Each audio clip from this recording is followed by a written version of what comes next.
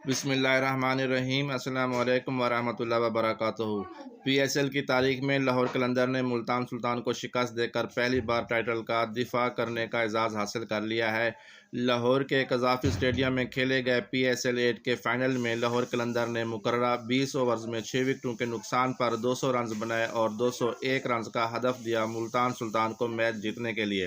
ملتان سلطان نے جوابی اننگز میں بھرپور مقابلہ کرتے ہوئے مقررہ 20 اوورز میں 199 رنز بنا سکی اور لاہور قلندر نے سنسنی خیز مقابلے کے بعد 1 رن سے جیت اپنے نام کر لی۔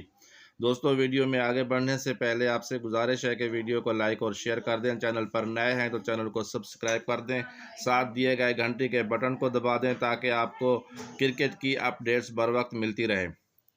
پی ایس ایل کی نئی ٹرافی حاصل کرنے کا اعزاز بھی لاہور قلندر نے حاصل کر لیا ہے، جبکہ پی ایس ایل میں 2 بار فائنل جیتنے والی دوسری ٹیم بن گئی ہے۔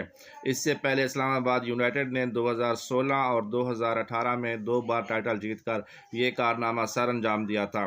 ملتان سلطان کو شکست دے کر لاہور قلندر نے 24 کیرات سونے اور 902 زرغون نگینوں سے بنی نئی ٹرافی کے ساتھ ساتھ 12 کروڑ کی انعامی رقم بھی حاصل کی ہے، جبکہ ملتان سلطان کو 4 کروڑ 80 لاکھ روپے ملے ہیں اور پی ایس ایل 7 کی ٹرافی بھی لاہور قلندر کے پاس ہے۔ اس کے ساتھ ہی پی ایس ایل 8 کی ٹرافی جیت کر مسلسل 2 ٹرافی رکھنے کا اعزاز بھی لاہور قلندر کے پاس ہے۔